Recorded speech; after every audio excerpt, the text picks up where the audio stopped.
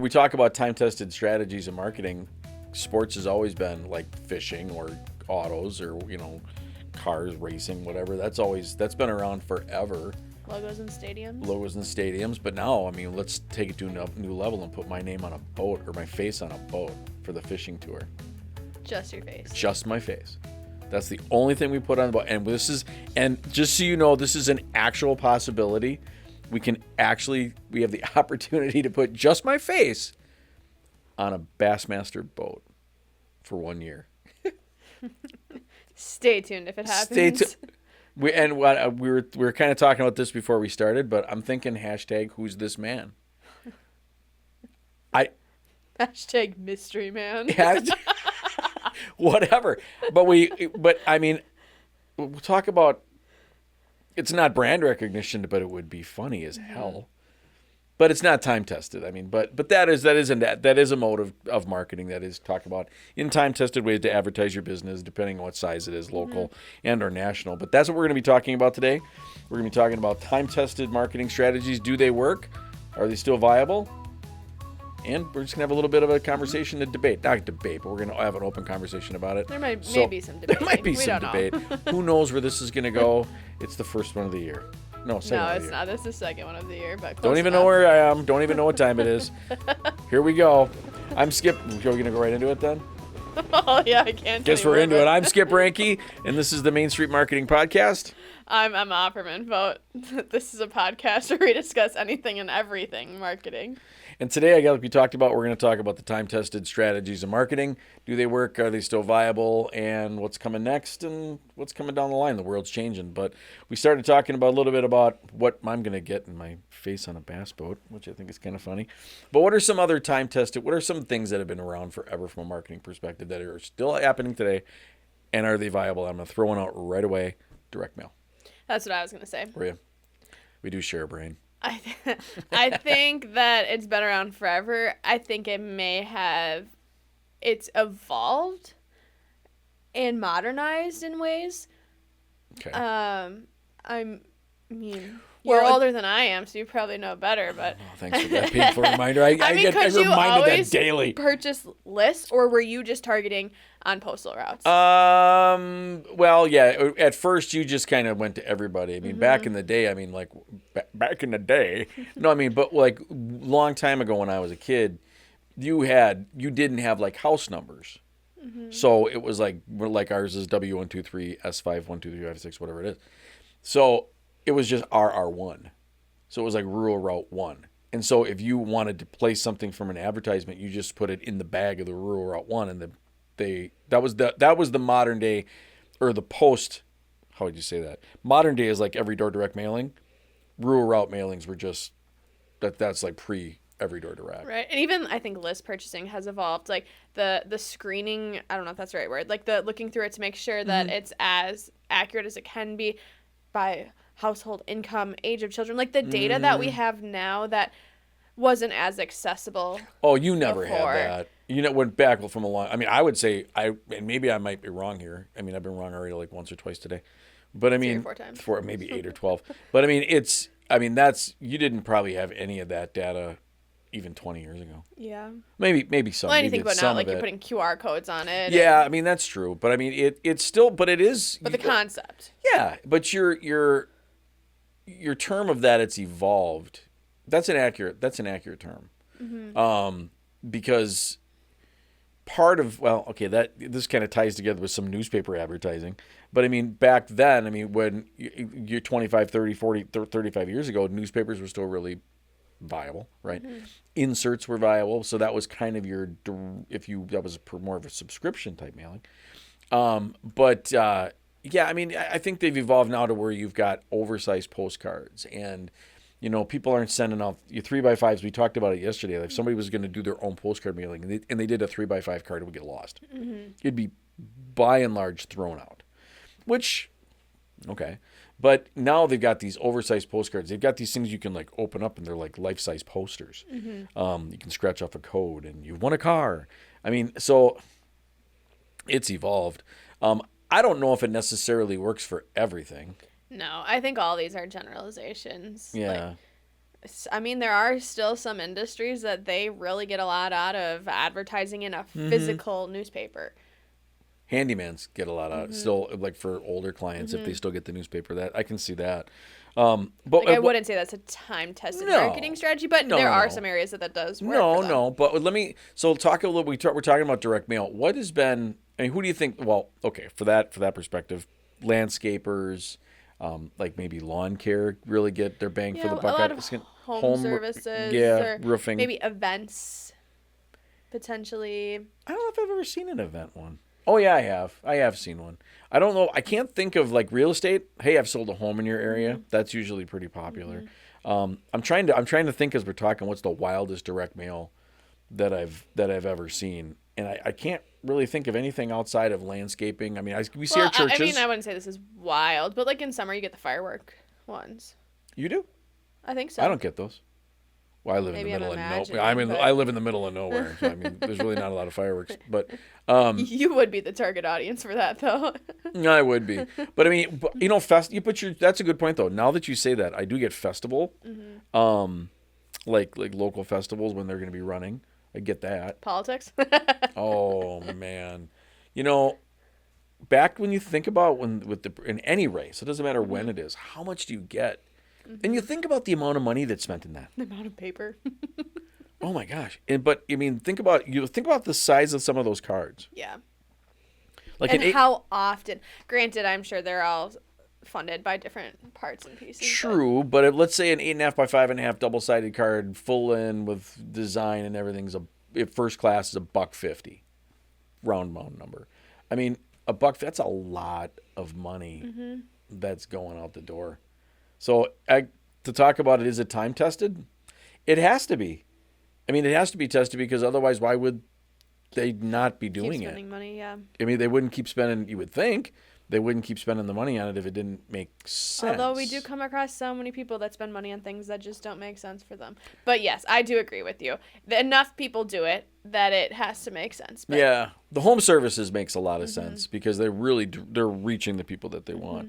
I mean, we don't get a lot of direct mail for business here though. I mean, we do get for payroll. You know, you get a lot for payroll and like insurance and stuff like that, but there's not a whole ton of, ZipRecruiter, like stuff like that all the time, but it's not a whole lot of local direct mail. You know, like the mail, like the Clipper programs, you get that, but there's not a lot with that. So is it something that's time tested for business? I don't necessarily think so. But it could, I guess. I mean, I've never really thought about it. There's not a whole ton that happens that way, that we see anyway. I think another big time-tested strategy is more just, and I mean, start the episode this way, I would say that's community advertising. I mean, a few months ago we talked about reputation in the community, but like, I mean, logos at local events, like sponsoring things. You go to the soccer park and you see banners with businesses, like places that you have tons of foot traffic coming through.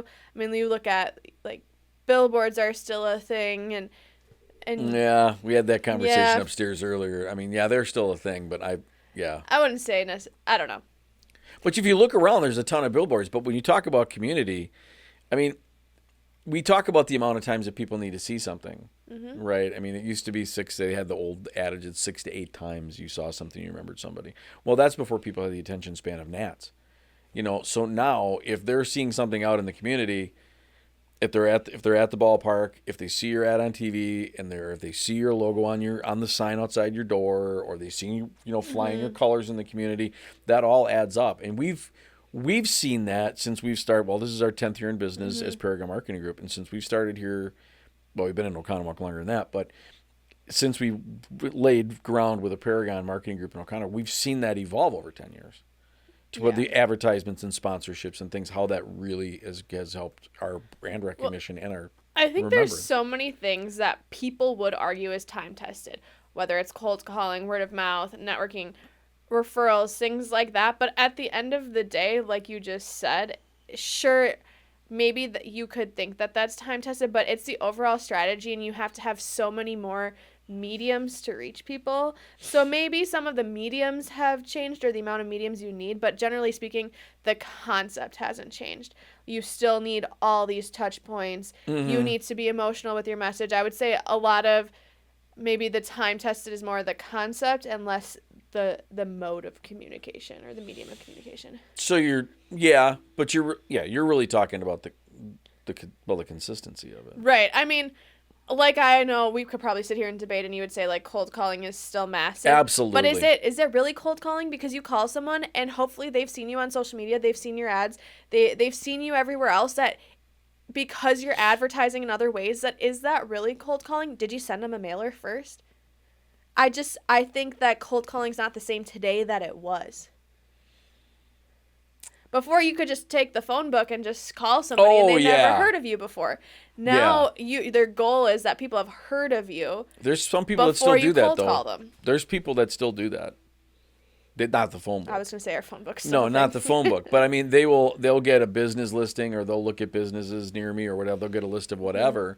And they're just going to run down the list. But depends on their business. Think about how we do that. Sure, have we done that? Yeah. Yeah, but we usually send them a mailer we do the research on their company. We send them a mailer. So hopefully by the time we call them, they've already heard of Paragon. That's not your traditional cold calling. It's still cold. Because chances yes. It's less cold. It's less cold. I wouldn't say it's warm. It's not lukewarm. It's room temperature. Cold calling, I would argue, is like you're in a community, you want to break into a new community. They've never heard of you. You're brand spanking new, and you're a new face and a new logo, and they've never seen it yet. That's cold. Right. And I think there's a difference, too. Like, you might think that's a time-tested marketing strategy because your generation, you would still... You're not old or anything. There's maybe that generation thing but again. You would. I mean, people have walked in the office and you've been like, sure, I'll talk to them. We're like, I wouldn't. Like, you know what I mean? Like, there are some strategies that are time-tested for certain audiences, but not others. And more accepted. Yes. So and that also could be a personality thing, unless I know. Generational thing. I don't know. Yeah, no. Okay, I'll give you that. It probably is, because many like people that are like my age, which is still relatively young, at 51. I'm sorry, 56. But I mean, there are a lot of those people that are business owners, and I can name friends of mine that are business owners, entrepreneurs that are obviously still in business.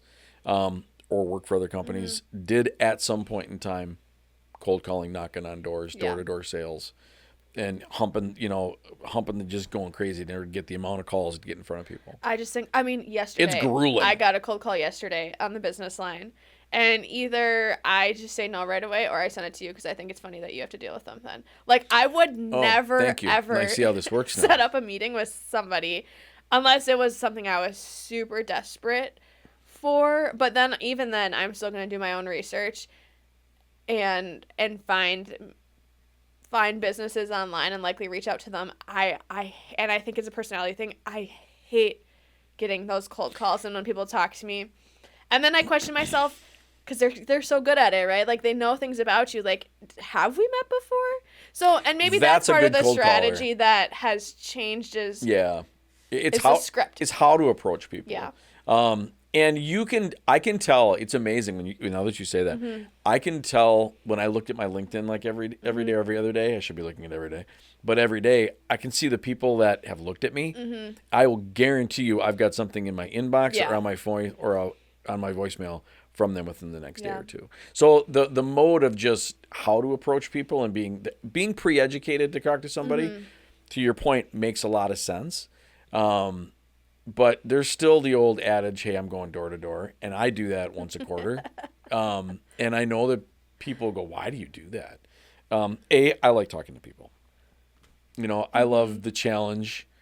It's the thrill of the hunt, type of person. I'm that kind of a person. And I've always challenged myself to do it. And I have fun with it. Now, I know there's this whole no soliciting thing. And I mean, I get it. But there's a difference between someone who's trying to open up their coat and sell you a bunch of different watches and tchotchkes versus somebody who's actually legitimately trying to help your business. Right, and like you said, I've done the research before you get there to know that they need your help. Yeah, I mean, a lot of times it's not even necessarily cold calling to sell them something. It's to say, hey, I just want to let you know we're in the area. this is what we do if you ever have a need, blah, blah, blah, blah, blah. It sparks conversations. And if someone thinks that the key to it, I think in some respects, is that people have to look at you as being genuine. Yeah. If they look at you as a door-to-door salesperson, like a snake oil salesperson, you're done. You're done. It's never going to work. That's where I think those concepts haven't changed. The concept that you need to build trust, build relationships, right? No matter the way that you reach people, those concepts are the same, and in some cases I would argue have grown even more important because the world of your traditional and your digital landscape is so busy, and it takes so much, but the concept of building that trust is the same. Yes. Did you say maintaining it? I didn't, but yeah, maintaining I it. mean, getting it is one thing, maintaining it is another. Right. So I think sometimes in some respects, and this might be a debatable thing, in some respects, I think it's harder to keep the client that you have versus getting them. For sure. Oh, yeah. I mean, it's hard to get them. There's no two ways around it. But I think once you have somebody there, someone's always looking to knock you off the block. And that's okay because that's the nature of business, right? I mean, it's just what the world, it's how it works. But I think when it's said and done, I mean, when you talk about building relationships and you build that trust, it's also about maintaining them. So nobody wants to just jump ship. Nobody wants to go from a bank every single year to year. Nobody does that. I don't know of anybody who does that. And why do they stay? Well, I think that goes into like how often do we hear of like, well, this worked for my competitors. Of course, it's going to work for me. Oh, yeah. But like, sure, maybe they went about gaining a client a way that you're looking to gain that same client. But like you said, maintaining that trust, that's totally different. And that is such a huge role in having that sale and keeping that sale or whatever that question always gets me. Well, if it's working for them, why is it not working for me? But here's the thing. Because your processes and internally and it could be what the one question that nobody asks God, I hate when I hear that statement. And we hear it all the time. But you don't know what they did before that. Right. They just didn't we're really toying with the idea of getting a hot air balloon. I wouldn't say we're really toying with that idea. It was a thought, yes. Okay, Skip is toying with the idea of getting a hot air balloon. It was more of a challenge from Nate. He said, he said, we should get a hot air balloon. No. I actually think this idea came from an earlier episode where you were just sharing your crazy ideas. I think that might be where it came from. Probably where it came from, but I think he wants to see it happen. Yeah. Full disclosure. But in any event, I forgot what the hell I was going to say there. What were we? I totally the train went off the track. Sorry, I lost you there. Yeah. Oh, no. What it was is like when somebody says that, that's working for my competitor, that competitor of yours, just because that mailing or that video or that campaign worked for them, they could have had 5 other steps before that. Yeah. That the reason why that was successful is because these leading up to, they've already had 6, 7, 8, 10 touch points. That's why. And that's what people have to understand. Every business has their own unique reputation. Like, no two as many as like I don't know. I feel like pest control, right? There are many pest control companies, but are they really all exactly the same? No, you have the personalities, you have the culture of the business, you have their reputation, the speed of their service. Like, there is not their every philosophy. single factor that is the same. Yeah. It is so hard to compare yourself to others and basing your strategy, I'm only going to do what my competitor is doing. You mentioned something in that sentence that is a time-tested way of marketing, and it's reputation, word of mouth. Yep.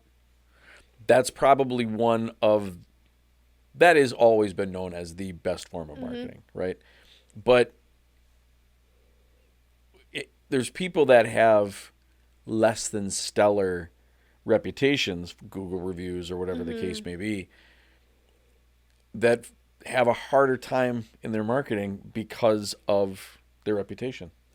Well, I think it's always interesting that, like, we do a lot in the community, right? Like, we are in BNI, we are in chambers, we're going out in the community, and we're networking a lot because that's how you build that word of mouth, right? But the number of businesses or other people there that are surprised that a marketing company is there because they're like, well, you're marketing, can't you just get all these leads digitally? Oh, yeah. But we know that networking and word of mouth is a time-tested strategy. So we know that, yes, we have to do all the marketing things we do with our clients, but it has to be part of our mix of what we're doing. And I think people are really surprised by that. The magic wand of marketing. Mm-hmm. Wave it and they're the leads and the calls come. Right. Yeah, that doesn't happen. I mean, success in an organization on every level takes work, it takes dedication, it takes commitment, it takes focus, there's a lot of things that go into it. But marketing is one of those things, and it's not just because you're like that's like an auto mechanic saying you get the best car in the world because you're an auto mechanic. Probably not, because you're always working on somebody else's car to make it run. Yours probably runs worse than anybody else's. And I do think, there are plenty of businesses, like mainly your large businesses, that they don't have to do that, but that's probably how they started. Like you look at some of these big brands out there that they don't have to be going out and, like you like to say, shaking hands, kissing babies, whatever. Yeah, they don't have to be doing that, but I'm pretty sure that they probably did that at the beginning when they were growing their reputation. And they did it well. And when we talk about this, it is people still buy from people, and they don't buy from a piece of paper. A piece of paper gives you the $250 off of the 5 years free financing or whatever the hell it is. But when the day is done, you still are buying from a person, and if you don't trust them, you don't do business with them. Right. You got to put a face behind what you do. I think of some of these big brands. I know this sounds really stupid, but Quick Trip, right? Yeah. So many people go to Quick Trip, right? But I can visualize the people that run their marketing because they're all over everything on their social media and you see them all the time, right? Like, why, when I think of Quick Trip, can I put a face to that? And it's not the person that works at the local store, right? Or you think of like some of those local law firms that are advertising all the time. You think of that business name and you can see the face behind there because that is such a part of their marketing. Well, because that marketing doesn't feel like marketing. Because, well, you got a Quick Trip on every corner, which is in and of itself brilliance. But beyond that, I mean, they're in Wisconsin, being a Wisconsin-based company. Yeah. Quick Trip feels in the Wisconsin area. It's like your home. I was just gonna, Quick Trip feels like home. I thought that's where you're going with that. I think well, it kind of does. I mean, because you can really walk into any Quick Trip and they feel, act, smell, taste, and look just about the same. Which, from that perspective, their personalities usually of the people working there because they have their lines that they say. See you next time. Make you feel. See you next time. Yep. And I always go, and I hit someone up one day. She was so cute. I hit somebody up one day, and I got them my transaction. I said, "See you next time." She goes, "I'm still gonna say it." and I started laughing. I go, "I know you are, but I mean, I love it because I that's why I go back there." The best marketing doesn't feel like marketing, right? And it doesn't. Yeah, but it brings me back every single time because and they have good food, but. They got great chicken strips, man. I can't get past the chicken strips. And they also have one value meal that it's not at every single one, which I don't understand. But they have the breadstick and the chicken strip for $3.99. But they have it and you can go to every one and it's amazing. My favorite I know this is I know we're way off topic on that. Genius marketing, the fact that right down the road from us there's literally a Quick Trip across the street from each other. And do you know how many times it's probably embarrassing that I've gone to one to get something and they don't have it, so I literally go to the one across the street. And I know people that do that. I mean, think about little old Oconomowoc, right? I wouldn't say it's that big. There are, 3 Quick Trips in Oconomowoc? Brown Street, and then the 2 in Pabst Farms? Yeah, 2 in Pabst. Yeah, there's 3. So, I mean, genius marketing. It is. And, okay, but I've always talked about my one nag with them. What is it? Remember? It's the skim milk. No, I don't remember No, this. I never told you this? You probably have. It's kind of brilliant. They got all the little milks, right? Yep. Yes. And they have the little milks, and they're all like the little 4 gulpers, and they're like 4 gulpers. Whatever, that's a Wisconsin thing. Whatever the hell it is, gulper. But I mean, it's probably they're okay. Well, I'll just say they're 4 drinks, and let's say they're $1. Okay. So you got your 2%, you got your whatever, all the way down the line. When you get to skim, no smally. You got to go to the bigger one up above for $1.25 more if you want the skim milk to have with your breakfast. And I'm like, they're Maybe forcing. you should just change the type of milk you drink. I don't want that. I want my skim milk. But it's kind of brilliant. I mean, if you think about it, they're like, oh, we go through all. Never mind. I wonder if I wonder the intention behind that. If it is just. I've had family members. I mean, yeah, I know people that have worked there, and they said, I don't think that's the reason. I said, do you? And they started thinking about it. They go, maybe. And I'm like, all right. So that's just my one thing with Quick Trip. No, I'd be really curious what our audience thinks are some time-tested marketing strategies. I think everyone has such a different opinion. Yeah. That email us, comment. We want to know what you think. Yeah, I want to know what you think about it. So, okay, let's talk about this. Think down the road 10 years from now, 5 years from now. What's going to be something we're doing now? It's still around. That may look like door-to-door sales. I don't know. Right, you think of most of the forms of digital advertising, and even think in the last few months how much they've changed because they're integrating AI into it. That I think it's the same thing. The concept is going to be there of your social advertising, your search engine advertising, but we're already seeing that. That's already changing. That it's already changing. So I think it's gonna be the same thing. Concept's the same. Yeah. But it's gonna look and act different. And I think it's. I'm not going to go out on a limb and make a forecast. But I mean, I've been hearing and I've been really studying AI a lot more. I'd be willing to bet that at some point in time, ads are just going to show up on your phone without you even being in a program, without you even being in an app. Mm-hmm. It's just an ad's going to pop up on your phone if you're close. Not even being in like a Facebook or nothing like that. It's just going to be an operating system that's going to pop up. Mm-hmm. That's what I think we're going to evolve to. You drive past a Quick Trip, it's like, oh, boom, doosh, adds up. Hey, $2 off. I think that's what's going to happen. That's my 68 cents worth. Mark the day. Today. It probably already is happening. Is the funny thing. Yeah. I mean, you think about it. And I'm just so behind the times it doesn't happen. But yeah, I mean, but then there's gas station TV. Is that still going to be around? Yeah. I mean, you look at even think about like.